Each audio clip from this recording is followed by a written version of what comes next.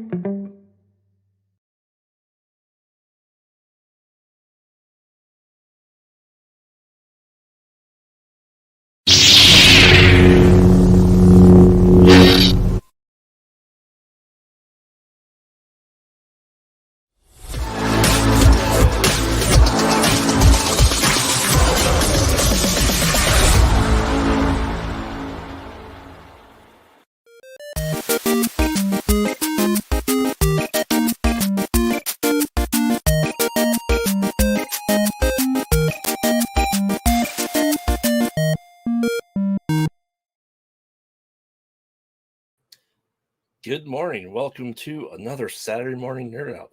You don't have to put pants on, but you need to get caffeinated and have your cereal. So, welcome everyone to our 5th episode of this. Super excited to be here. I'm Graveyard, and I'm joined by these lovely people, which I'll bring a long time. So, the one, the only, our resident psychic and fortune teller, the one and only Frey Girl. You know, I need you to be my front man the whole time. You gotta announce me and everything from now on. I think. Okay, I'll do it. Okay, there you go. How you doing? Yes, I'm good. How are you this morning? Good. Even though technically it's not morning in our in our time frame, but it's morning somewhere, right? Yes. Hey, Say Wong, how's it going? I say Wong. We're on time, man. He's talking about Bakugan. I mean, he's not wrong. We're not saying the reason we're on time is because Van's not here. We're not saying that at all. Right. We might be implying it, but we're not outwardly saying it. All right. And without further ado, the duo that is a force to be reckoned with, the one and only Mr. and Mrs. Force. Hey, guys. Hey. Hi. How you enjoying your actual morning? Yeah, right. You guys are actually in morning time. Mm-hmm. Wow. And Forrest looks super awake and ready to go. No? But you guys ready to nerd out with us this morning? Yes. I have a horrible migraine, so. Still? Oh, no. Yeah. But I'm here. Yay. Well, we appreciate last you night, being here. But, in honor, just so you know, of your guys' nerd out segment. Yay. Yeah. Mine is not that at all. It's Wonder Woman and Harley Quinn. So it almost looks like it's in the style of that 70s, 80s style of nerdom. Like it looks almost like it's Wonder Woman, but it's she's doing the Luke Skywalker pose. Yeah, I liked it. Yeah, that was like she's got instead of the lightsaber, she's got Harley Quinn over her head. Yeah. Well, you know. Yes. You got to teach people a lesson every now and then. Lol, hey, buddy. He's looking up for Van in his megaphone. Oh, he'll be there. Yes. Be there. Absolutely. Right. Who's ready to nerd out? I am. Yeah. The tired foursome. Yes.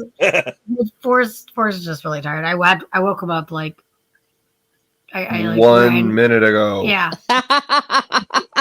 Yeah, Hey, you got to get sleep where you can in this I business. had my alarm clock set for 9:30, so. I have a dog that's my alarm clock, so. Yeah. It still took me 20 minutes to get up from upstairs all the way down to wake up. Well, without further ado, let's get into this, shall we? I demand more ado. I'm sorry. More ado? Yes. More ado. More ado. Let's go ahead and start off with, their overlay's not here for that. So, well, it was going to be Guardians of the Galaxy 3. So anyway, this episode is brought to you by Pod. Oh, look at that. I found it. Haha. Yay. I just added it. So, all right. I know, Frey, you're excited for this. You want to talk the new, third trailer for this? They've had, you know what? I have an issue. I have an issue. You have a bone to pick with Marvel? A little. So I get the whole teaser stuff coming up, like going up to the Guardians thing, but I don't have to see 2 a day every day until it comes out. Give me one. Take a couple days off. It's okay. I'm not going to forget about it. You're not. So all these here, let's rewind and let's drive. And you know what? I don't want to see the whole movie before I see the whole movie. So I could see calm down, Marvel. Well, I mean, do you feel like they are ramping this up? Because let's face it, I don't think Ant-Man or Wakanda got a lot of marketing. They've been kind of lax on marketing. All of a sudden, they're just pushing this final thing with James Gunn. I think part of it is James Gunn. Like, he knows how to promote his stuff. And the reason he knows how to do it is because he had to do it when he was an independent filmmaker. And then, and so he just learned how to do it. And so that's why there's all these little funny clips that they are playing. Yeah, some of the scenes are the same. Some of them are the same between each trailer. But he knows how to help package them. I think he is way more involved than some of the other directors. And I think that's a good thing. I also think it's a good thing for DC because he's going to be more involved in that and their promo stuff, like what they do. He'll have more packages for them to, hey, let's try this. Let's try that. And yeah, I do agree because, Wakanda Forever, I don't think that they could have given us a lot more without spoiling a lot of things. And I also think that it was supposed to be more of a somber tone, and they didn't want to keep hitting that home before everybody went to see it. And I just think on Ant-Man, I think they just dropped the ball. Because, as Forrest was saying a couple of episodes ago, he didn't know that much about it and hadn't really heard anything about it and stuff. And so I just, I think that right there is part of it. I think maybe they're doing that whole, one side of the pendulum to the other side of the pendulum. But yeah, I don't need it all the time. I don't need 24/7 Guardians right now. So yeah. I mean, did it make you any more excited though, or no? I was more excited to the one I saw with them getting in the car, like them going to get in the car. Is very reminiscent of how a family would do that. Well, why can't I come? Well, you can't come. You always have that one person that wants to go, but they have to stay, and it's and then you've also got the one that you're like, here's all the stuff, put it in the back seat. And then you guys get in and then someone can't get in the car. I mean, I loved that, but it's also, I would have also loved it seeing it the first time in the theater. Yeah. Yeah. You guys don't hear me talk about Marvel like this very often. No. And I don't, because I'm very pro comic and positivity and everything. But after I saw the 6th one in 3 days, I was like, I think y'all need to slow down. Just slow down a little. I haven't seen any of them, so. I'm on YouTube constantly, and Marvel Entertainment, I'm subscribed to it. And so everything they put out, I see. So that's why when people are like, hey, have you seen this? Yep, I have, because I was there when it came out. So yeah, and I think that's probably part of it for me too, is that because I am subscribed to it, I see so much more, so I can get a little. Well, so I- what about you guys? Have you seen it, Forrest? You guys should quickly pull it up on your computer and watch it. Well, we can do that. But first, I did see a theory or prediction on it, which is interesting. Oh, cool.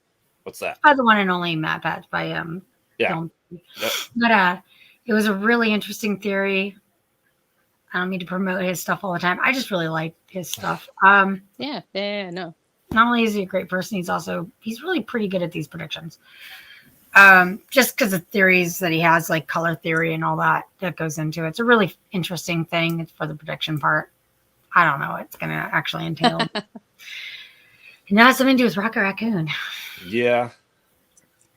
I mean, are you guys excited? Do you think we're getting oversaturated? If you haven't seen it, which means you're not getting the oversaturation, and maybe Google likes Stray Girls searches more for Marvel. I mean, to be fair, we haven't been doing a lot of we've been concentrating on Last of Us recently, and we're so hooked into Picard.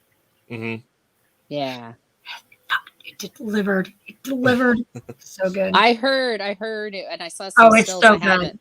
Yeah, Oh, and I'm gonna binge binge the heck out of it because I have not seen any of them yet. So yeah, and when you are ready, we will nerd out on it because it's worth it. It's worth every bit of it. If it Fourth Notes, it'll make you laugh and cry and have all of the feels. It's kind of Every like the feel. next generation, the next generation of the next generation. No, it is basically It's like the next generation's true ending. Yes, true ending, good. and it honestly it is everything Nemesis should have been. Yes. Everything Nemesis should have been.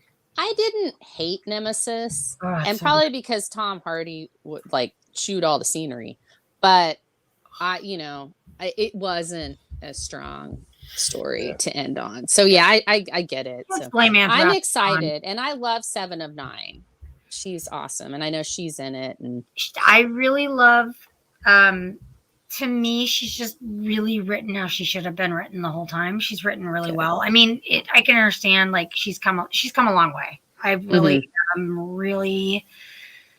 I love the character. There's a lot of people that you are just so happy to see when it comes. I don't want to destroy any. I don't want to spoilers or no spoilers, but it basically is. It's so good. I was surprised, but the ending surprised me. I was kind of miffed at the ending, not in a bad way, in a good way. It's that one of those. It's like, damn it, I don't get any more episodes, kind of thing, right? Yeah. It's like, how dare you? How dare you end my favorite thing in the whole wide world? How dare you? Without spoiling anything, because I don't want to spoil it. It gives you everything you need, and the characters are so damn likable. The new characters are so damn likable. They did casting really well. They put into the story role. It feels all earned. I can't just speak enough about it. But anyways, back to I hope we stayed in the same feels. We stayed in space at least this time. So Forrest, are you excited, or do you feel the MCU fatigue? No, Guardians 3, I believe, is going to be a you think it's gonna be like Endgame? It's gonna be refreshing. Yeah. It really is. It really is. But the latest Ant-Man, I also felt that was refreshing too. I really, really, really liked the. It could have just been not promoted very well. Hey, that's so. I am. Yeah, no, I agree. I mean, I'm looking back at Ant-Man now that I've had a little time with it, because at first I was like, man, this really seems kind of disjointed. But I feel like it had to be a little disjointed because it was the beginning of a new phase, the beginning of a new situation. And so I think, going from Wakanda Forever, where you're like, oh my God, and he's dead and they died and holy crap. And then you go to this guy just like walking down the street whistling and you're like, that's a little bit of a left turn there. But change. Yeah, a little quite odd. a bit of a change. Yeah. I didn't see Wakanda Forever. I felt fatigue after Multiverse of Madness and Love and Thunder. I was fatigued by both of those. I really wasn't impressed by them. I didn't think they were that great of movies. I know we love Sam Raimi. I love Sam Raimi. I love the visuals. Did not like the movie. I thought the movie was terrible. I just felt like they really pushed Scarlet Witch too quickly. Like they didn't. There wasn't enough of a. Yeah, Well, she got she's the dark also hole. whatever the plot needed her to be too. She had power. Yeah. She didn't have power. She had. Yeah. She did this. She did that. I mean, again, we could get into the nitty gritty of each of those things. The visuals were Sam Raimi, and they were awesome. But other than that, I was not impressed. I felt, and also the little itty bitty bit that we got from Professor Xavier, and that awesome little Yeah. Those are the two things that I will say were freaking awesome, and I was glad that they were there. But after that, it was blank. It was just It was not. It just was all over the place, story wise. So. Yeah, I'll just give my quick thought here, and we'll move on to other space things. So, I mean, there's a lot of trailers. We're just getting little bits here and there. Do we need all these teasers and trailers? Because we're getting, the problem with trailers is we get a lot of the good chunks, the funny stuff. We get jokes. Yeah. Mm-hmm. So, I mean, I'm excited. With horror movies kind of taking a lull next month, so I actually will be able to plan this out and go see, Guardians of the Galaxy 3 relatively quickly, hopefully. Between Evil Dead Rising and Renfield. Another one coming out. Yeah. Which one? Renfield just came out too. Renfield. I've heard really good reviews of Renfield. It's all right. Well, I've heard it's really funny more than scary. Oh, it's not scary at all. Yeah. But no, I mean, I'm excited for this. I'm gonna watch it. Yeah, I'm excited for this. I think this is going to be a good closing chapter to the Guardians as we know it, and I think it's going to be that closure episode. It's going to tie up the trilogy perfectly. Is my hope.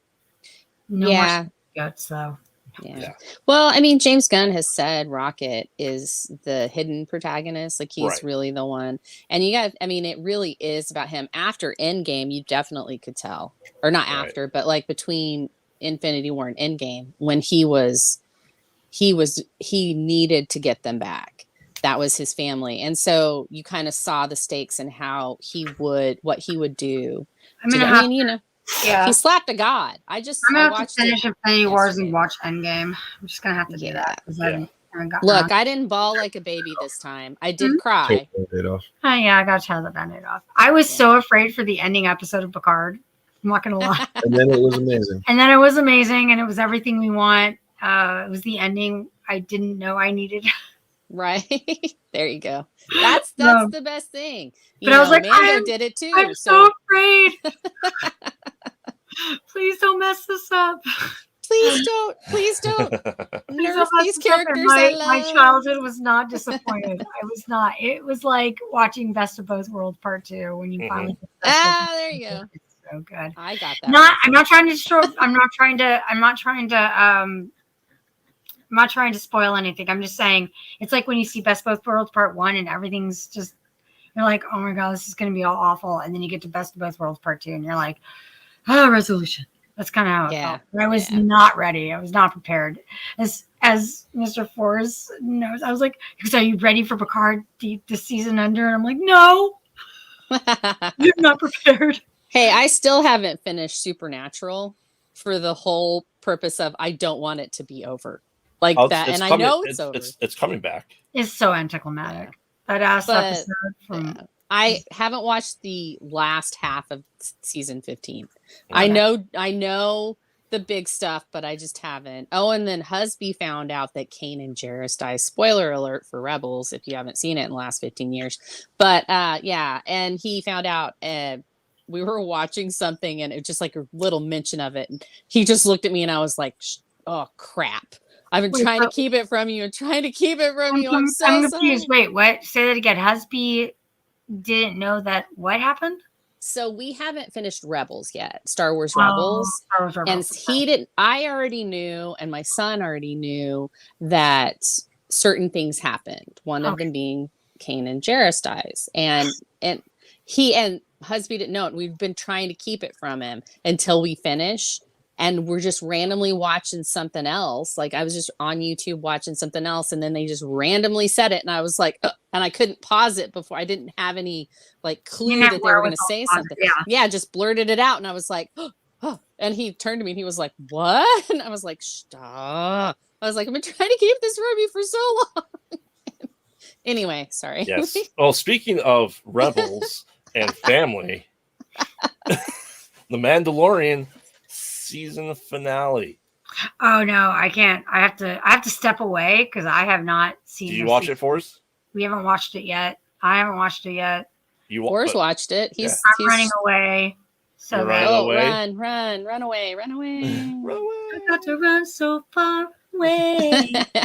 So I want to hear Mr. Force's take on the season finale. Are you doing coffee or no? Yeah, I'm gonna do coffee. Okay. You didn't listen to my intro. I said you get coffee. Yeah. Hi, Force. Okay. Hi. Hi. All right. So not as, Good shirt. Thank you. So not as grandiose as I thought it was going to be, and there should have been more time, and there just should have been more. Mm-hmm. Honestly. Okay, battle. It was nice to see the baby come into his own. Mm-hmm. Yep. But I think they gave the illusion near the end of it that they're just like really, they didn't leave it so that we had a taste of what was to come. Right. It felt very final, and that kind of left me with a bad taste. So does that make any sense? No, it does. Totally. Yeah. I mean, how do you feel? Because we've been, you guys more so on Tuesdays. Do you feel like how much of your predictions got right? Do you feel, if any? Were you on Tuesday? Yeah, you were on Tuesday, weren't you? I mean, we've been predicting. You guys have been predicting, throughout the entire show that what you think is going to happen in the end. So, I think more or less, yeah, most of my predictions came true. I think what they did was they made it so that it was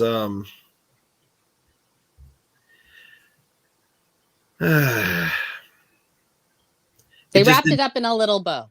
Yes, they did. And it didn't need a little bow. It needed something bigger. It needed something more grand.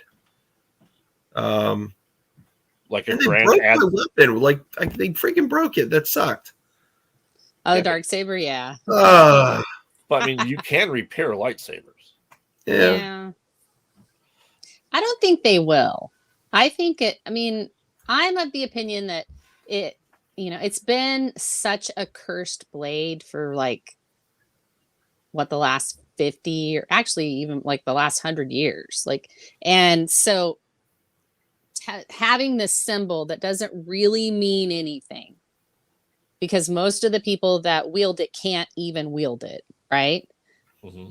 It's just a symbol. So I liked that they did get rid of it, and we don't know. I mean, they may repair it, who knows? But they did get rid of it, and I think it wasn't that the dark saber united them. It was that Bo-Katan led them, and that's what united them. Yeah. And I think getting rid of that dark saber story-wise is a good idea, but also for the Mandalorians, hey, we don't need this as our symbol of who's going to lead. It should be the person that's the best leader. That's who should lead. So, and I think that's it. Now, I think there are more stories to tell with the Mandalorians on Mandalore, because they're going to have a lot of stuff going on. So I do think that we will get another season, but I think it's going to be back to just business as usual. The first 2 seasons were hey, we're on a job. Let's do this. Let's do that. And it brings the decision for Din Djarin to go to Teva, Captain Teva, and say, hey, I'll do jobs for you. I'm not going to do just random bounty hunter things. I'm going to do the job. I'm going to do jobs for you because I want the galaxy to be a better place. Yeah, that makes sense. I think that was a big turning point for Din Djarin, because he was just kind of like, I don't really believe in anything. I believe in the way, but that's because I grew up on it. But anything else, he was just like, man, I'm just making my way in the galaxy. And so for him, and that's how the end felt. It's like he was so devoted this whole time. Like he was like, oh, you know, I'll serve you, my lady. And he's, oh, you know, I'm gonna, and then now I have a son, and all this, that, and the other. And then I'm sitting on the porch, and everything is good. Well, I the more thing, I guess, it was very westerny ending. Yes. It was such a western, like, okay, here's the gunslinger and his kid, and they're in the homestead, and I loved that. I thought that was great, and I liked the little circle wipe, but it felt really final. Like my heart dropped a little, because I was like, no, is this the end? Did we just get the end of this and we didn't realize it, kind of thing? Because everything just happened, and then suddenly everything's calm, and you're just like, if they ended it there, yeah, I mean, it's an ending, but I really want another season. I want to know if really Grogu is the Mandalorian that we've been talking about this whole time. Honestly, I think what they've done is they've calmed this to the point where now they can transition into Ahsoka. Yeah. Oh, I definitely think this season was all about setting Ahsoka and like Skeleton Crew up. I do. I think that's what it was. Opening up the world of Mandalore as well. And I think that'll help. But I do think we'll see more Mandalorians on other shows, even if it's not Din Djarin. But we might see, like, the Skeleton Crew might happen on Mandalore, you know, like might happen, you know, have to go to Mandalore for some reason. And, you know, I can just see that they're opening up a world, and they didn't focus on Din Djarin as much. And I think that really, it unbalanced the season. Mm-hmm. And I like that they put Bo-Katan in there, because her story was so dramatic and we needed that. And she's a fan favorite. A lot of people really love her, and Katie Sackhoff did such a good job. But oh my God, I want her to marry me. Okay. But yeah, so I really honestly think that I liked it as a season finale. Mm-hmm. Everything seemed a little rushed. Like, it could have been a 2-parter season finale, or it could have been a longer season finale. It could have been like an hour and 15, and I'd have been fine with that. Yeah. And then the fight between Bo-Katan and Gideon, I've wanted that for a while. I think we all have, or at least a lot of people have. But and I liked it. I just felt, I don't know, it felt flat. It didn't feel right. It felt very flat. Mm-hmm. Yeah. And so that was it. But I loved the whole Grogu and the fire and them, and it's their little family. It's their little family. And I thought that was great. All the Grogu stuff I thought was great, where he was just toying with those Praetorian guards. He's like, oh, you're going to take this out? Guess what? I'm going to jump around, you know, and he didn't really use any aggressive force abilities. It was all defensive. And so it shows that he did learn stuff from Luke, that he's using it as more defensive than he is aggressive, where he was doing that prior to going to see Luke. So I did like that arc. And I thought, I didn't know where Din Djarin's arc was going. I thought maybe he'd been hit on the head too many times, and that's why he was being so not Mandalorian half the time. He was just being real, you know. And but now I understand it. I understand how he was going through a journey of accepting that he's a father and having those doubts and not making the best choices. Because when you are a new father or a new mother, sometimes the choices that you make are not the best choices. And so I don't think we knew that until the very end. And I would have liked to have known it and gone on the journey with him instead of just being somebody going, what the heck's going on here? Why are we on Coruscant? Why are we here? And then at the end, going back, and I'm like, oh, this all makes such sense. But it was just kind of like, I would have liked to gone on the journey. Like maybe just one thing, Din Djarin talking to Bo-Katan and going, I don't know what I'm doing here, kind of thing. And that just having that conversation, I think would have made the whole season a little bit more special for me, I guess. Like, hey, this is the next chapter. So you can take me off the big screen now. All right. I mean, so I predicted it on Distance Learning, and I said it here too, that I think there's going to be a time jump. I think we're going to see the time jump of what happens next with his next bounties. And I gotta say that he has huevos a la Beskar to just go to the New Republic and going, you're going to pay me for a job. You hired me. Thanks. Yeah. Oh, that scene was so good where he's like, well, let me think about it. Oh, you already did. Yeah. You know what I mean? It was like, I was like, there's that Din Djarin I know and love, because that's what he did in season 1. He was like, no, this is what's going to happen. And then Book of Boba Fett. So I just really think that this was all this was a backdoor pilot season. Yeah. That set up so much stuff that it was filler, and he took backseat because they're setting up the bigger universe, and they used this season to do that. Mm-hmm. And I think they knew exactly what they're doing, though, because to go back to have Gun Will Travel, going back to the original, so they knew this. It wasn't another season of them going, oh, now we hear the responses from the fans, and we're going to go back to form. They planned it the entire time, so I think that showed the foresight to do that. They just didn't have another crappy season because they thought the path that they were going on.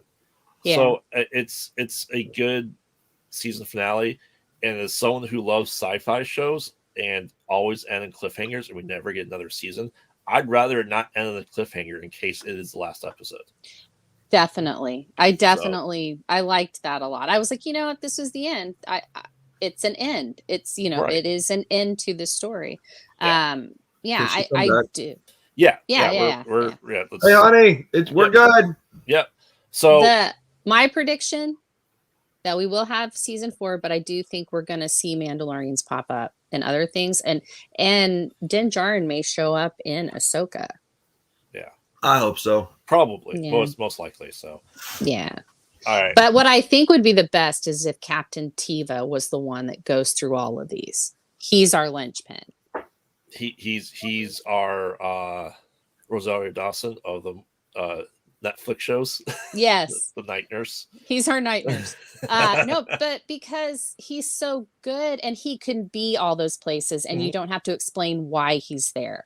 He's patrolling an area. He's going for, hey, we got a call on this. I don't know if it would be as logical for him to be in Ahsoka, but I could definitely see him in Skeleton Crew. Yeah. Letting him go and being that, okay, you guys can go kind of thing.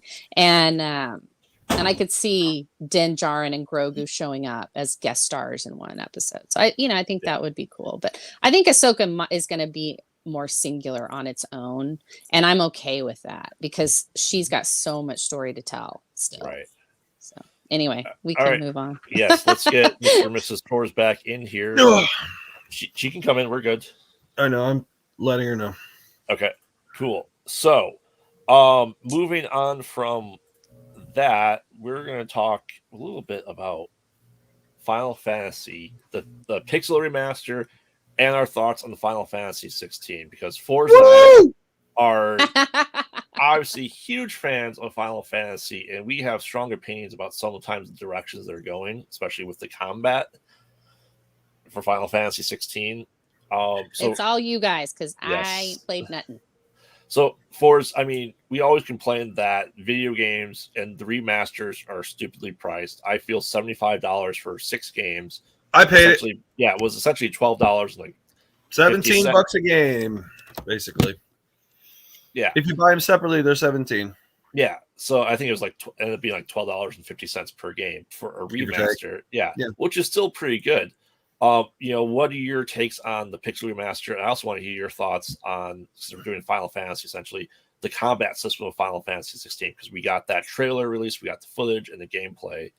What are your thoughts across both of these platforms? Okay. So, there was a major backlash when the games first appeared because they were only available on your mobile format and Steam.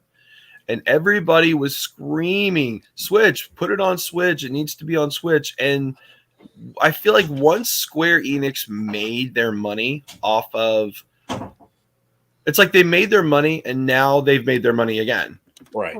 For Final Fantasy Pixel Remaster. Oh, yeah. I sat in this very room and bought them all. You did, actually. I've gone through 4 and I've gone through 1. And I am so happy with how they did it. There was not an element of anything lost. So the Pixel remasters are a complete win. They're worth it. I don't care if you spend the $200 and get it physical, or you spend the $75 and do it digital. I have a HD remaster of 4. Yeah. So good. Not. Well, I mean, have you guys played actual Final Fantasy 2 and 3?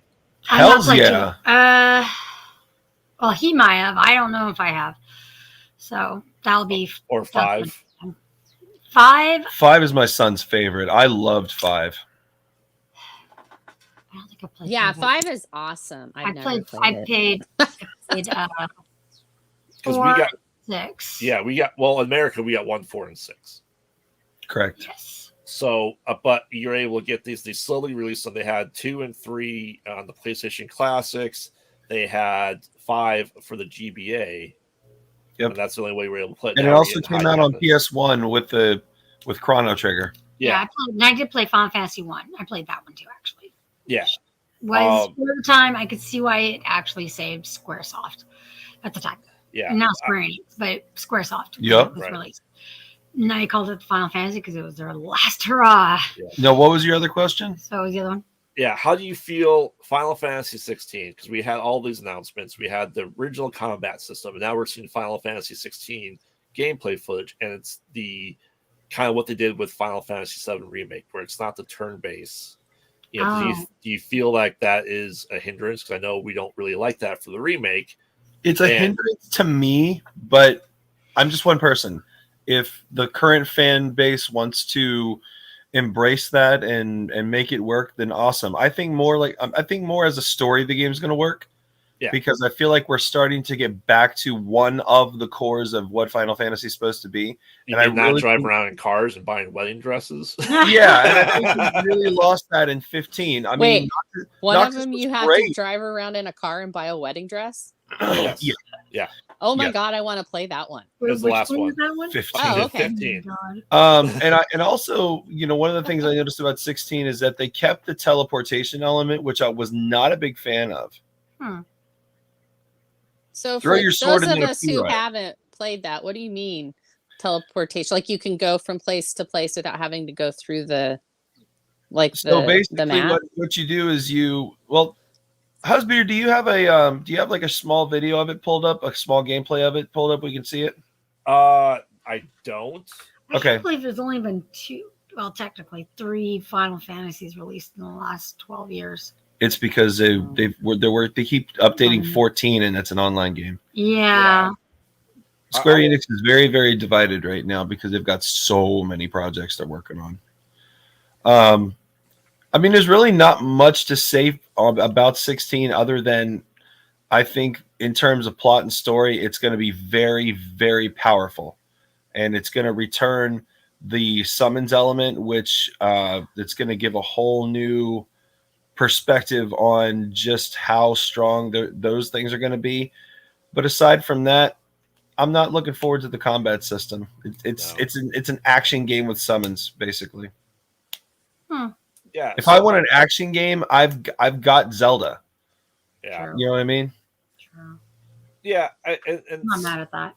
Yeah. I mean, the combat system is going to be taking some getting used to. I mean, it feel like at this point in time, if you changed Fire Emblem to be not turn-based as well, it's it's an interesting take. I know they're doing the whole idea of Devil May Cry, God of War action system as opposed to, being strategic and stuff like that.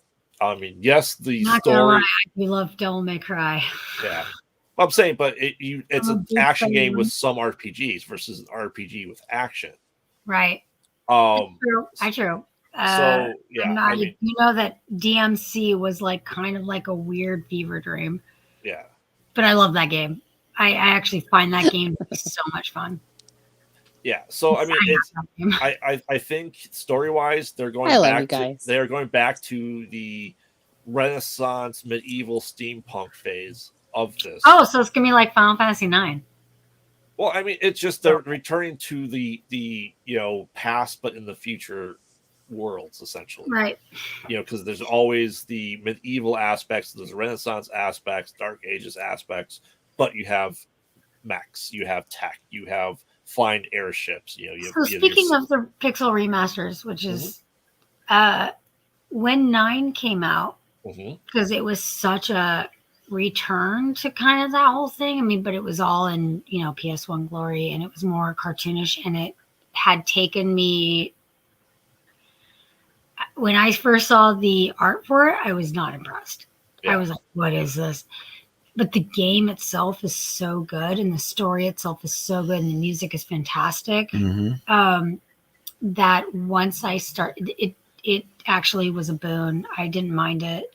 So if they go back to something that's more like that, I'm okay with that. Well, did you see that they're releasing 9 again? A remaster? No. Yeah, I'm just looking up the remake announcement trailer. Oh. So that was kind of my favorite one after it took me 10 years to finish it. Oh wow. Well, that's because I started it in 2003 because I borrowed it and then I had to return it. Oh, that's why. And then I started it again in like 2005, 2006, 7. I don't remember which one. It was one of those years. 2007. I started in 2007. Broke up with my ex, the ex that I was with at the time. Moved in another person. I didn't actually finish it until it was 2012. So it was like 9 years. It took me 9 years to finish it. So I mean, so far, do you feel like they should have just remastered Final Fantasy, not to repixel? I mean, they obviously did a new version of it, upgraded it, but do you like that the 16-bit, 8-bit got the pixel remaster versus like complete overhaul, or would you want to see like the Zelda style but with Final Fantasy, that the Wind Waker remake, but Final Fantasy? No, I wouldn't want that. Do you think the pixel remaster was the perfect way to go? Yes, I really do. Now, if it's based anything on the art, honestly, I think they should have stopped. As far as the pixel remasters, they should have stopped at 5, because I truly think 6 had the ability to be done in the style of Octopath Traveler. Yeah, that there are enough environments in 6 to give it the Octopath treatment with the moving 3D environments, but keep them 2D pixelized. There's just enough going on for it, and it would have been perfect. It really would have been perfect. Yeah, I guess I could. And the same with Chrono Trigger. They could do the same with Chrono Trigger. Yeah. The Chrono Trigger needs a remake. Oh yeah. Yeah, and so does Chrono Cross. And Toei Animation and Toei Animation needs to be involved, and Akira Toriyama needs to be involved in Chrono Trigger. Yeah, that's his baby. So right. Next. Yes. Let's go from the fantasy to the scary, shall we? Sure. Have Why you not? all watched the trailer, the second trailer for Insidious Red Door? No, I haven't seen it yet. Do you have it pulled up? You know who I am, right? I haven't even seen the first one because I ain't watching that. So good, Frey. It's worth it. No, I can't. started watching it, and it has some really. It's more. It's not gory. It's actually it's not. So my deal with horror movies is I have nightmares anyway. Like I have horrible dreams anyway. So anytime I see something that is horror at all, it seeps in, and I have the 80s traumatized you, Frey? No. I just have always had very vivid dreams, and so if I see anything that can like impact them, I'll have nightmares for a week. It's that kind of thing. So why don't we go ahead and watch the trailer, shall we? That's when you decision. awaken the dead. I feel like you'd be so much the fun. further you travel, the riskier your journey will become. Okay, this doesn't look bad. No, this looks really good. Patrick Wilson, that's who it is. I love Patrick Wilson. I love him. I liked him. He was one of my favorite things about Aquaman. He was really good as the villain because he wasn't like a traditional villain in it. He was just like, hey. Yeah, and so I just was like, yeah, absolutely. Did we? No, I mean, I'm just asking. I'd pull it up just to make sure if we lost. Yeah, I was wondering. You were a little quiet. I was like, no. So that's why I talk over things, guys, so that we don't lose it. So afraid did that make you want to see it in the other movies? No, it made me want to go far, far away. No, here's the thing. I'll watch it at home probably. Here's the thing is, Spray Girls, those movies are just as much hopeful as they are thrilling and kind of scary. Again, the best thing I could say is that they're a lot like the Poltergeist. They're like Poltergeist 1 and 2. Yeah, and and I loved them. I used to watch horror movies a lot. Like a lot. I loved them. I loved Old School Prom Night with Jamie Lee Curtis, and there was like all these when I was a kid. I just loved it. Hi, James. Yeah, this isn't a new location. It's a secondary location. It's a new location for me. Yeah, that's true. James, the fray is coming from inside the house. I'm inside the house. Come on, get closer. No, but I did. I loved all that stuff. I watched Scream. I watched the first 2 Screams. I don't hate horror. It's just as I don't know. I have types of horror. There are different types of horror movies. Yeah, and it's hard for me. I still have so I saw Annabelle in the movie theater. It was mine and husby's first date. And I was like, you understand, I actually avoid horror. I avoid horror for certain reasons. And it's because the dreams that I have that, they're already pretty horrific. And so introducing new elements. Oh, hey, I didn't even think about this type of horror. Let's incorporate that into all of my dreams now too. It's like, right, when I'm super stressed out, I have zombie dreams, and they are really scary. And now I'm at that point where I'm like, I'll start having the dream, and I'm like, oh, I'm having this dream, and it's like awareness inside the dream. I'm like, great, something is going on where I'm stressed out because I am dreaming about the worst thing I can think of. Oh, I dream about all sorts of stuff. I used to have werewolf dreams, vampire dreams. Although I was dreams. Oh wow! I get those. I did. I had a Freddy Krueger dream once. I had one where I kept going to the same house over and over and over and over again. And you're just like, what the heck's wrong with my subconscious when you wake up? Yeah, but it was. Well, I guess it was just kind of working. It was like it just kept playing over, and it was just one of those things where it was like I had to kind of figure it out, but it was terrifying, and it was so vivid. They're vivid. They're vivid dreams when I have them. Like I have really good dreams too. So I just kind of been avoiding them until I can either watch them in my own at home, so I'm not necessarily stuck in a theater for that amount of time and have to be watching the screen. But no, I get it. I understand. Yeah, I do enjoy the horror movies. I have seen them all. I also just am addicted to the horror of them. And James, what series are you talking about? I want to know what James. The series? Yeah. So the question is, Aubrey, I know you are a fellow resident horror hound. I am a horror. Are you excited for this? Yes, I'm so excited. I was starting to watch the first one, and honestly, Insidious 2 is one of the best. I think one of the best ghost story horror movies, if that makes sense, ever made. But one is like a quiet sleeper. It's a slow burn movie, which I love. I love slow burn horror movies. Whereas Insidious 2 is just a good movie. That makes sense. Like, I think it's just a well-made movie.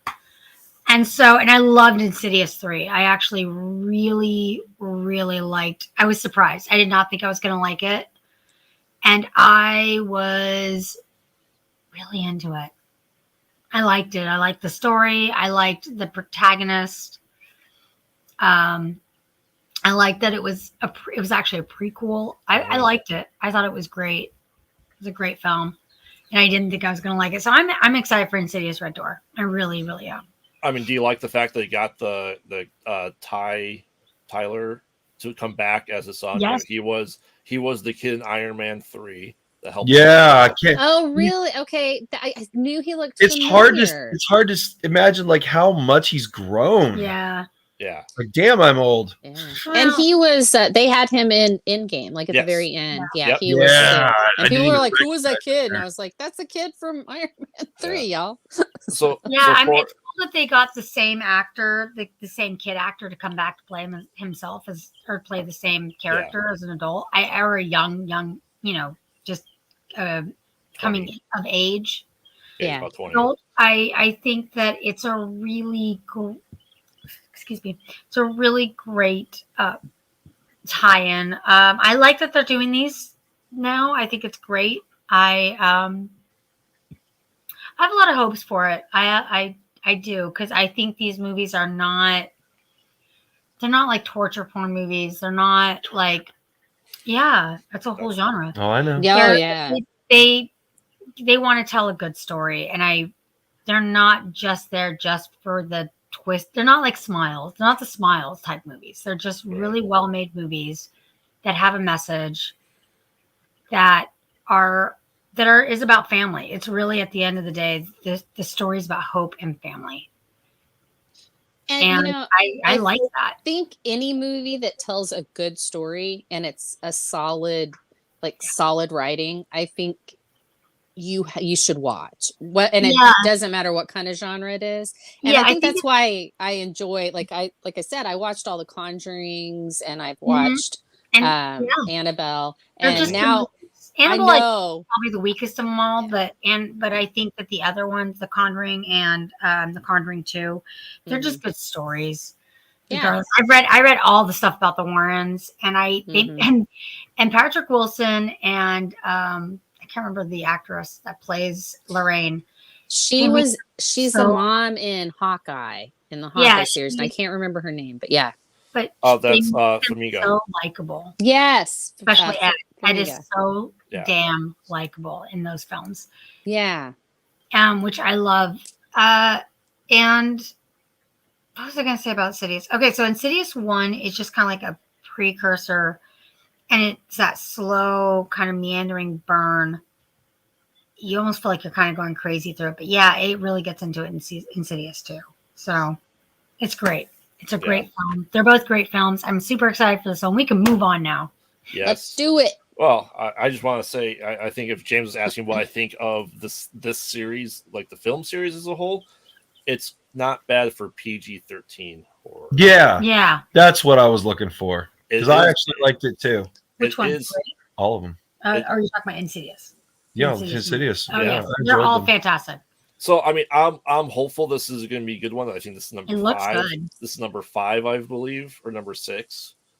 5 or 6? I thought this was number 4. I thought this was number 4. we had Insidious Last Key. That was another case that by the old woman.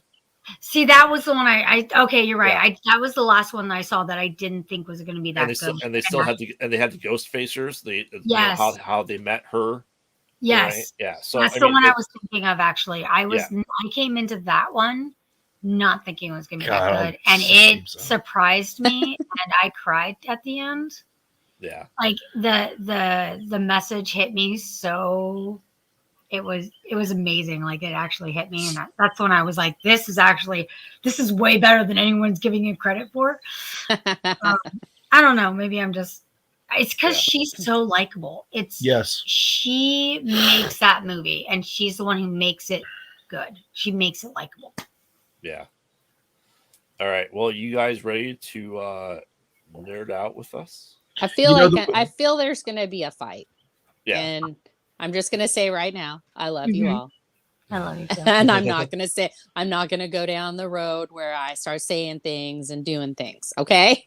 For what? So, I know we're gonna talk about Last of Us, and it's like one of my favorite shows. So yes. Okay, and you're ready? You think we're gonna fight you? No, she thinks I'm gonna fight her. Yeah, I think that because she knows what this story means to me. That's what's why. And I'm gonna let y'all fucking have it about. Well, let's go ahead and get into it.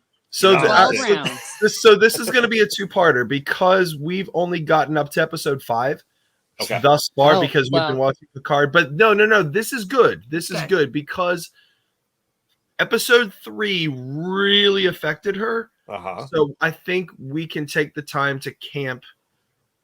This is going to be mostly episode 3 discussion, but let me talk about the first couple. Yeah. Okay. So one of the things that I had to swallow my pride on was that this was not the game, meaning there are places in the story they cannot go behind Joel's head and he just runs and shoots people or infected. The opening mission with Robert just could not be a thing. They had to shorten it, and they couldn't do it the way they did in the game. This was not Joel and Tess chasing Robert for 45 minutes, which, while at the time the very first time we were watching it, it disappointed me. They still pulled it off. They still did it great. They still told the story. And also casting. There could not have been a better Tess. Oh my God, I love her. Tess was so incredibly well cast. She stole the scene every time. Every time she's on stage. Yes, she absolutely does that. The introduction to the series where they were talking in the 60s about the cordyceps. That's so good. I was fine with that. Yeah. I was fine with that. Joel and his loss of Sarah still shook me the way it shook me in the game. And they gave you extra time with Sarah. We got to know who Sarah. We got to understand Sarah a lot more. And so when you lose her, you feel it with Joel. Not only does Pedro Pascal just performance. Also his brother, Tommy. I was so surprised. I've not seen that actor in like 10 years. Yeah, and Gabriel Luna. Yeah. So surprised. I was like, well, at first, okay, so I'm still not sure. I think it's the same actor, but at first I'm like, wait, is that Rudy from Dexter? I don't think it is, but he's older. He looks older. Let's go to Beard in the Chair. It sounds like he's typing. Who's Rudy? From Dexter. He's from season 1 of Dexter. Just put Rudy Dexter. The brother. His brother? No, that's not him. No, okay, it's not him. No. But first he looked a lot like him, so I'm like, wait, is that Rudy from Dexter? I don't know. Yeah. I could see that though. I can see what you're talking about, how they looked alike. Yeah, absolutely. He looked older. He just looks like an older version of him. So it's just coincidental then. Mm-hmm. Still great acting. We got to see the voice actor that plays the original voice actor for Tommy. He's in there. Yeah. So let me camp on Bella Ramsey for a minute. Yes, Bella Ramsey. At the beginning, she had to kind of grow on me a little bit, but she grew on me very, very quickly. I'm very satisfied with this Ellie. He kept going, she's your daughter. I'm like, okay, whatever. She's your daughter.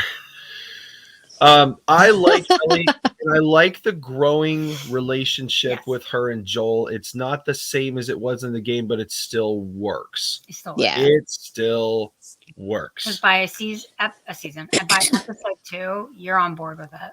Yeah. It's working. And Tess, oh God, the way Tess went out. And the dynamic of the three of them as they're traveling, especially when they were getting caught by the same soldier that Joel was dealing to. Oh yeah. Yeah. I'm that like, was so good. I kind of liked that. One thing I've noticed about the series thus far is that there is no sense of overwhelming. So Joel and Tess are not going up against 7 infected or 10 guards or like 19 Fedra troops, because like I think what Druckmann's trying to let us know is that we ultimately are not in control of these characters. He is. This is how Neil Druckmann would play the game if he had the controller in his hand. Well, him and Craig Mazin, because Craig Mazin. So I think they were still able to give us the same impact with 2 clickers as we would have had facing 7 of them. Yeah. And the clickers were done exactly as they should have been done. Mm-hmm. I was so happy with the clickers. I really, really, really was. They're just as scary. They're just as menacing. They're just as dangerous. And if not more so. The makeup and the effects are the so attention good. they paid to the infected is so incredibly well. And what's also nice about this series thus far is that when you take a look at the environments, a lot of the fungus in the floor, the fungus in the wall, the people trapped in it, if you're paying attention, they're setting up a lot of scenery from Last of Us 2, which I'm not going to spoil for you, but there's a lot of stuff that you think is going to pop out at you. It's really going to pop out at you in 2 because they don't do that to you in 1. So I like how they're setting it up. They're setting it up because now's not the time for it. But when you play the game 2, they just tear the curtain off and they throw everything at you. You're like, this wasn't in 1. Well, hell no, it's like years after. So it's really, really nice how they show almost every evolutionary and de-evolutionary process of how the infected work. I wasn't pleased with how Tess went out. Tess was supposed to go out by Fedra troops. Instead, they took her out by infected, which also the amount of the infected when they were near the Capitol building, that felt very Walking Dead to me. And I was really hoping that they would stay away from that sort of scenery, but it was what it was. That was hard to watch. It was hard to watch. Yeah, they really don't let you. You feel so violated in that scene with Tess. You feel the violation, and that was hard. I had a hard time watching it. And then boom, it goes boom, and you're like, good, it's over. Good, I'm glad. Oh God, thank goodness. I'm so glad we didn't. I'm so glad she went out. Like that was I was relieved, and I think that's why they did it that way, because you're relieved when it happens. Yeah. So little problem number 2. There were a couple of things that were horribly, horribly out of place. Number 1, they took the freaking giraffe scene and put it in the first episode. And but the giraffes weren't there. I know, but yeah. And then number 2, they did away with the hotel. The hotel, Tess was there for the hotel, and there was no sense of danger of Joel and Ellie going through the whole hotel and taking all of the gang members out. Do that later. That to me is the first major, and I mean major level, where you and Ellie are alone, and you've got a big ass area to conquer. And I feel like that was taken away from us. But I also understand, because when you have an actress like Anna Torv, you want to use her as much as you possibly can, and you want to give her these big, big scenes because she can carry them, and she's so good at it. I'm not taking anything away from Pedro Pascal or from Bella Ramsey.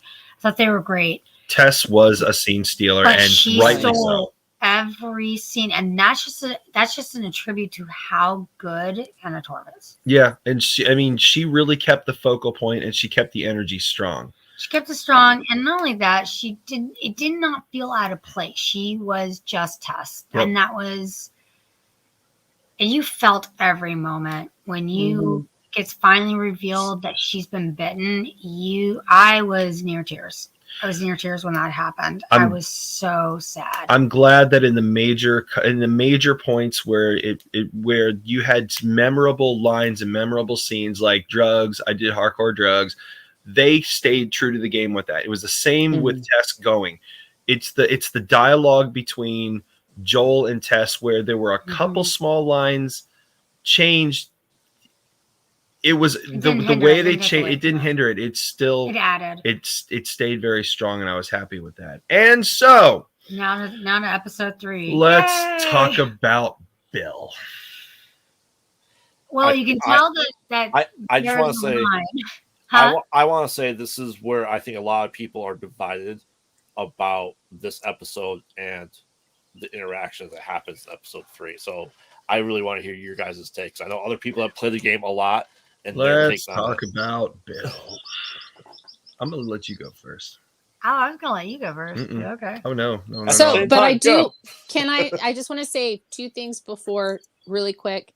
The infected, 90% of that, I want to say, is practical effects. Yes. They did very little, and it continues throughout. So you guys can expect that too. And I don't want to ruin anything else because there's some really good stuff coming up for you guys. And I can't wait for you guys to see it. Henry and Sam. So I know. Oh my God. Because I'm doing the rewatch with my son. And we did the first 3 episodes and then took a break, and then did the 4 and 5 and took a break. You need a break after 3. Yeah. And I feel like you need a break after 5 too, because that whole I cried. And I'm sorry, we got to 4, not 5. My bad. Yeah, 5. Okay. Yeah, we just met Henry and Sam. Yeah, we just met Henry and Sam. Okay. Well, yeah, you probably want to take a break after 5 as well. Just that's the only thing I'll say. But you guys have played the game, so you kind of know what's we know what happens. You know what happens. Yeah.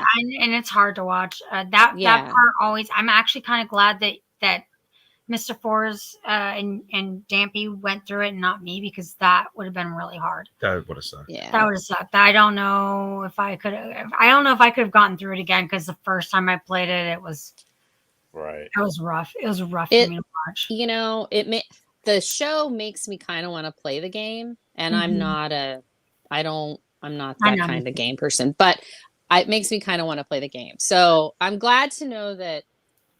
Go back and watch this stuff. And I play it. Yeah, no, I have been. It's so fun. It was. And watch my slow burn of weight loss during that series. There you go. It's true. But so now episode 3. Yep.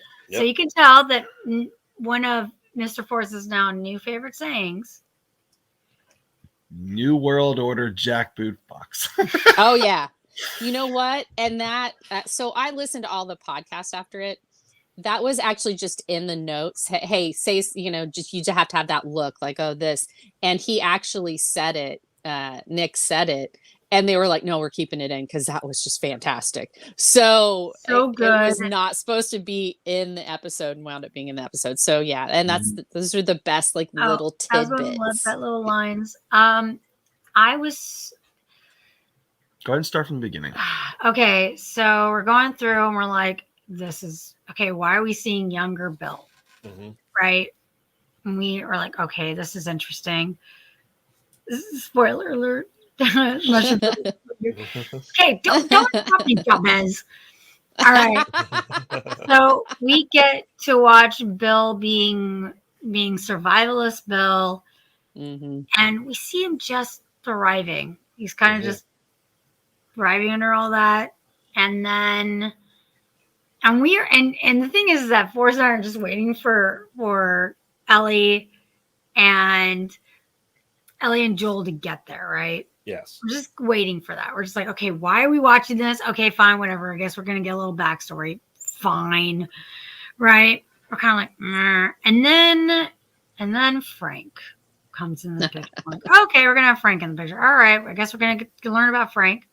And he's going, why is this matter? I'm like, okay, we need to get Frank. Okay, fine, you need to get Frank. Mm-hmm. And I was already invested. I was invested. I was like, okay, yeah, I'm on board for this. This is all great. I love this. After the meet cute, the zombie meet cute. I mean, seriously, I was like, oh my God, it's a meet cute. Sorry. It was just not enough force. Yay! We're going through. We're like, what? And then it gets to when Frank is sick. And I'm going, oh no, what is this? And then we became unraveled. And then by the end, I was bawling. I was in tears. I was broken. I was like, no.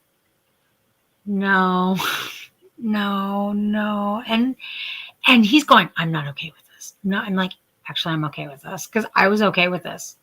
I was okay because it made sense, and it was a love story. It was a beautiful love story that we didn't know we needed. We needed that love story. We needed to see that. I thought the acting was so superb. It was so good. And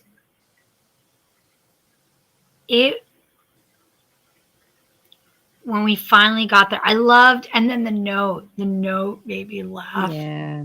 But it was like this, it was almost like they were giving us some of those lines that were in the game through the note. Yeah. And he's waiting for the fight. He's like, okay, what's the fight? What is the fight? What is the fight? Why is Frank, not there or whatever? We're like waiting. And then with him being sick, and then him telling Bill, like, all right, we're gonna go to this little boutique, the clothing boutique, because they have this whole little tiny town made up. Yeah. We're gonna go to this little boutique, we're gonna pick this out, we're gonna get married, and then you're gonna make my favorite dinner, and then you're gonna crush up all these pills into my wine glass and give it to me and let me have this last day. I was like, no. Yeah. I was not prepared. And then when they have the dinner, and he's like, I almost didn't understand what was happening. He's like, so how much did you put in there? He was like, enough to kill a horse. And I'm like, wait, is he going out with him? Yeah. You were able to tell when the wine was already open. Yes. Yeah. That's when I was like, oh crap, this isn't a suicide. This is a freaking love pact. Because in that first dinner, he opened it there in front of him, and this time he came in without it already being open. So you go, okay, I immediately go, the pills are in the wine. Completely. Yeah, the pills are in the wine, but he made a show of taking the rest of those crushed up pills and putting it in his wine glass. Yeah. Because I don't think he wanted Frank to know that he had put him also in the wine bottle. Yeah. Before that. Yeah, and I don't think he was going to even tell him. Nope. Until Frank was like, wait a minute.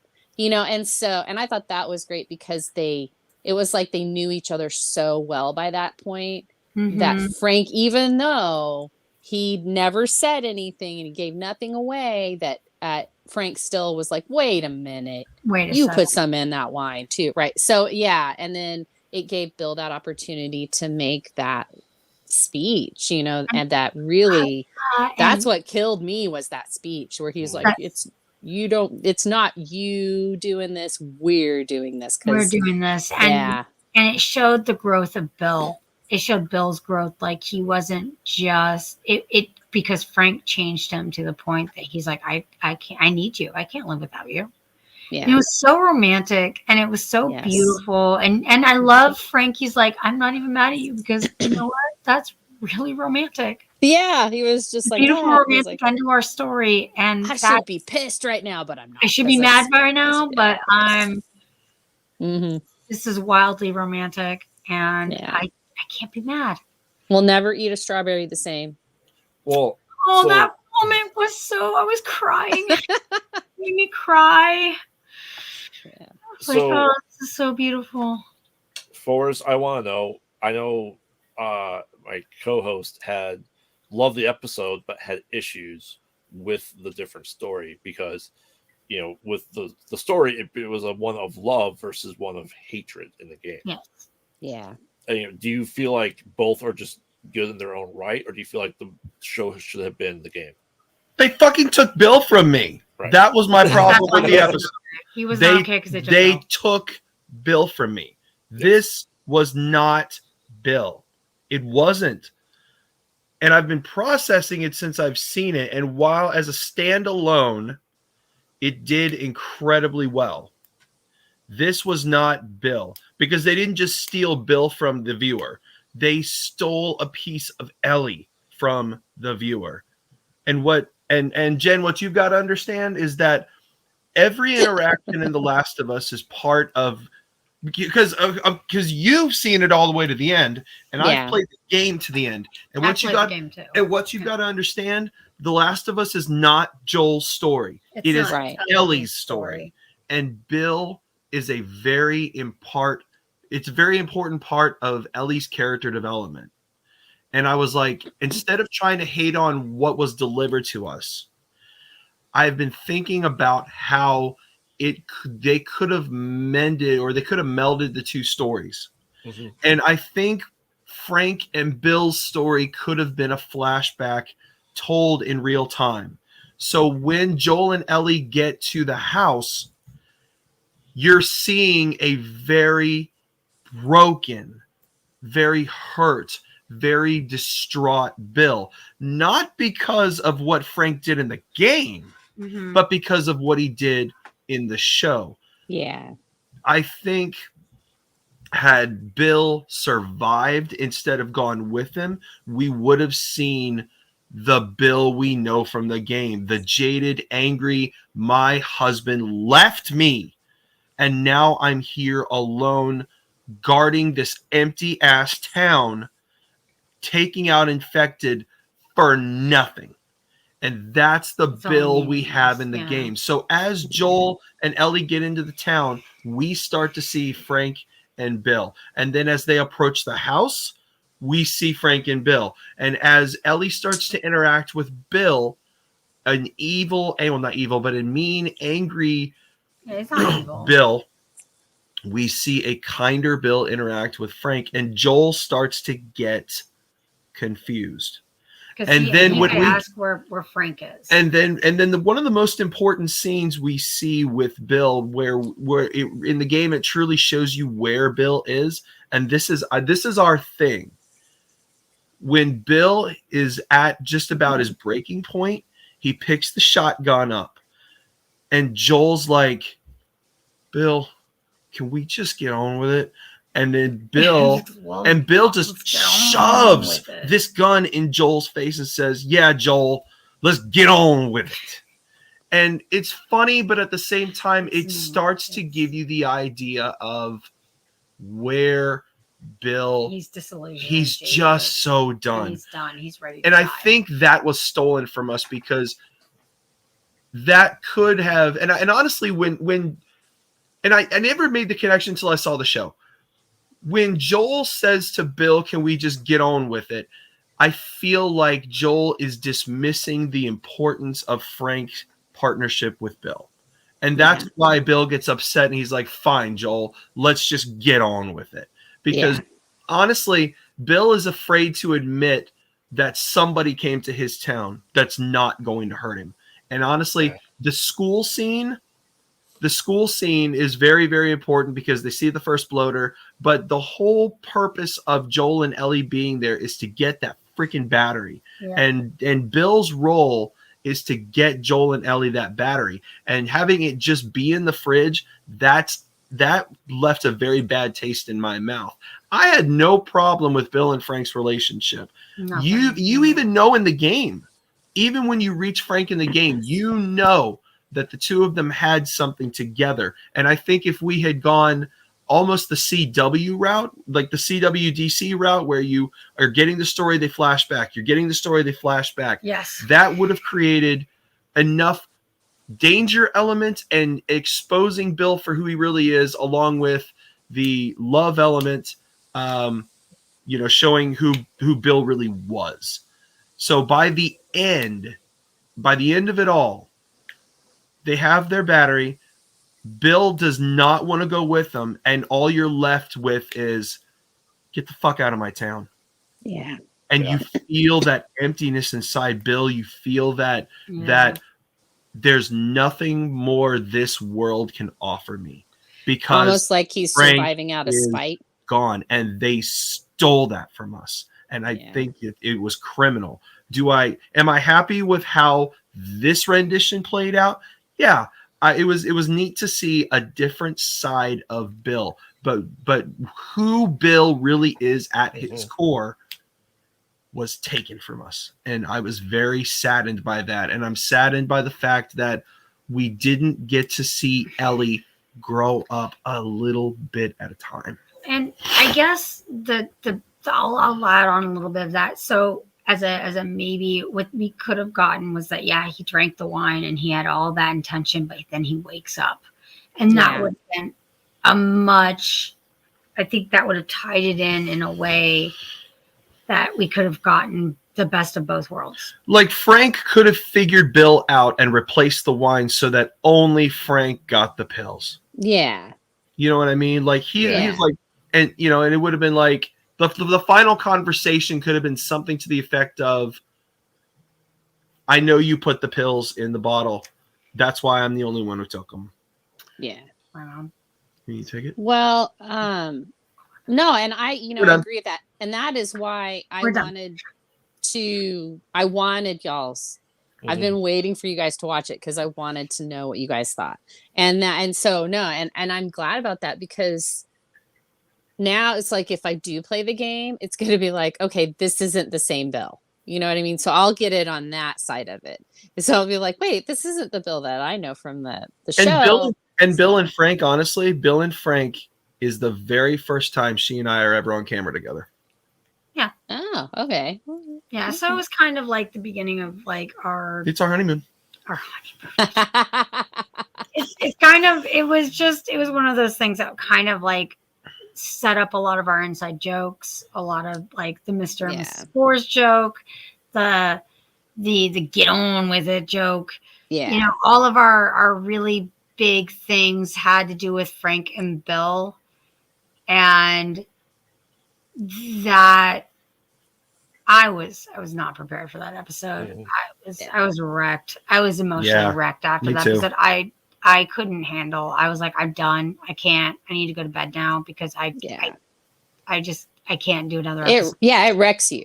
It really does. I was in a very melancholy place afterwards, and he knows, because I'm just like, I don't want to. This is awful. It affects you. It really does. Yeah. It affects you. And I think by the end of the year, if Neil Druckmann's going to win an award for any kind of episode, it's probably going to be that one. Yeah. Oh, definitely. I haven't seen the rest, but I think we're going to watch the rest tonight, right? Well, I have to work tonight. After, obviously. Or probably something. I don't know. We'll see. But my mom's coming this afternoon, which is just great. So she gets to meet Mr. Ford. There you go. So it has been a very it's been like this whole week, because we've got Picard, and then we got this, and we are both crying in parts of Picard too. Yeah. Like, because it's such an emotional roller coaster. Yeah. Like, good or bad. There's an episode in Picard, and I watched it twice. I wasn't watching Picard for the first time with Mr. Force. I was showing him Picard, and even the second watch through, I was bawling. It's all about investment. Yeah. So invested. And it's funny because I was kind of waiting for that in a bit with Mr. Force, and hit him differently. Yeah. But I was bawling I was ugly crying at the end of that episode. The second time I watched it. Oh yeah, absolutely. I was still ugly crying. I was like, damn it, this damn it. And then he was crying the next episode a little bit. There you go. Just a little bit. But it was for different reasons. Home. It was teenage childhood stuff. So in episode 4 of The Last of Us, because you guys watched that one too. Yep. Did it impact you guys that they didn't put it in Philadelphia and it's in, what was it, St. Louis? Kansas City. It was Kansas City. That's okay, Kansas City. Honestly, to me, it didn't affect me that much because location is location. They still pulled the ambush. Yes, the ambush. Pulled the ambush off really well. They pulled the sometimes you just have to survive to do. And with the kid, the Brian kid, that the begging, the begging, that was crying for hard his mom, that was hard to watch. I mean, I think it's hard because it's like, how do you do the right thing? And I think that's what the whole thing was, is like, and Ellie got a piece of who Joel is. Yeah. Because even Tess says, we're shitty people, Joel. And I think one of the ideas that people need to get in their mind, and again, he's not the protagonist. It's not even so much that it's that, again, this is the game perspective, and having played Last of Us 2, Joel is not a hero. No. Period. Get that out of your mind. Joel's not a hero. And that's what pisses people off. They make him into this great. He's not freaking Kratos. He's not Mario. He's not Link. Kratos isn't that great of a guy either. He's not the main character here. This is Ellie's story. That's what this is. So Joel's just living. Joel is a shitty person. And people need to understand that Joel is a shitty person, and Joel has done shitty things, and he's going to continue to do shitty things. Because he will do whatever it takes to survive. Yes. It's not about good or bad, it's about survival. And that's what is amazing about it. And that, you know what in a way it kind of gives me the vibes of, and it's not, again, I don't think they're the same people, because one's a psychopath and one isn't. I don't think Joe's a psychopath. This kind of, in a way, in The Walking Dead, and I had to go take The Walking Dead, there's this element of the governor, like the governor's episode, element of that I see in like the way that the story's kind of told, that it's really interesting to see. Like, it's that one episode where the governor gets out and he is trying to quote unquote be a good person. Yeah. And then he ends up doing the same shitty fucking decision that got him in the place where he was, because he couldn't let it go, because he just wasn't a good guy. And Joel is similar. Very. And it's a really interesting parallel between them, because I think they humanized the governor a lot in The Walking Dead. And I hate to make that parallel, but there's a very similar, when I was watching the Frank and Bill episode, and I was watching 4, the episode afterwards, I got this kind of striking resemblance to that, the way that the story of the governor was being kind of told. And rock 3 times, as you said. And Husbeard, I know we've gone over. That's our fault. Anyways, I'm sorry that we went so long for The Last of Us. No, next week.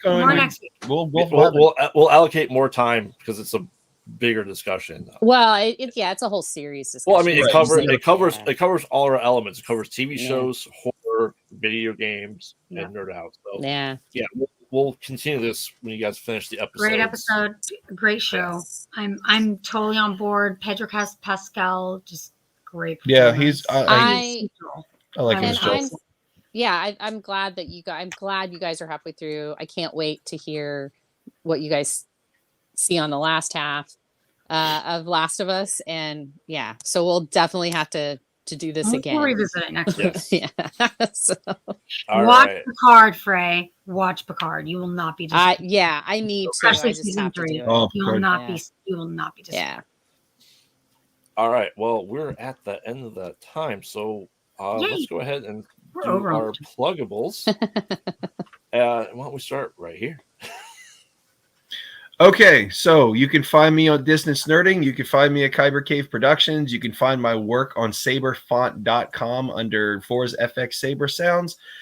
And sorry, we're dead ass tired. To be honest, we're just really tired. I'm Aubrey. I'm the captain. this is for is you can find me here. You can find me all over the place online.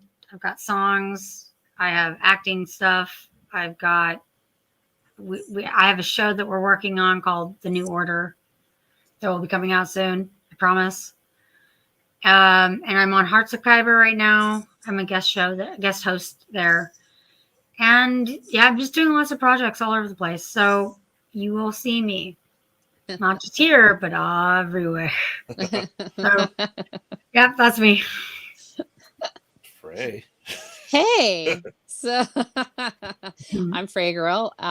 You can find me here on Saturdays, and I am on Distance Nerding on Tuesdays, sometimes Thursdays, occasionally. And yeah, I do modding for Distance Nerding, for Kyber Cave Productions, and also for the New Rock Stars. And I also help them out with their live show. I mod there as well. Yeah, and I've got my own channel that I usually put up corgi shorts on. That's really all I do right now. I need more of your corgi shorts. And Also, what's- Dampy, we have a calling, by the way. Uh-oh. You know it's coming. I know. That's me, my little flirkins. All right. I am Graveyard co-host of the Mostly Pod at Night, Mostly podcast. You can follow us on social media at Pod Out at Night. Make sure to check us out. You can go to our website. Find out our episodes, which release every Wednesday right now across all your podcasts. Soon partnering with Comic Con Radio, so check that out soon when we announce it. On top of that, you can find me here hosting Saturday Morning Nerd Out with all these lovely people that join us. Thank you as always. On top of that, 3 other shows a week at Kyber Cave Productions. You can find me Thursday doing brackets on Distance Nerding. So make sure to check all this stuff out. And I want to thank everyone for watching, all our cavers, dwellers, and spelunkers. You want to talk nerdy to us? Join our Discord. We want to talk nerdy to you. Give us your crazy theories. We can shout out and do more with this channel. So make sure to comment, subscribe, share, and start becoming a bigger part of this community so we can start showcasing your guys' thoughts and theories and stuff like that too. So on behalf of everyone here, I'd like to thank everyone for watching, and you guys make sure to check out Saber Rattle tomorrow night, where are we giving away a saber for our 1,100 subscribers. Wow. Yeah. That's awesome. So make sure to check it out. On top of that, if you're part of the Patreon, which you can join just for as little $1 a month, you can go ahead and help support us there. And the higher tiers you have, the more giveaways you're a part of. For example, this Sunday, we are giving away 5 lightsabers to the top tiers of the Patreon. So make sure to check it out. It's, other than the cost for the Patreon, you get all this great swag sent to you and stuff like that. So it really helps us out. So until then, we'll see you next time. May the force Bye. be with you. Frey.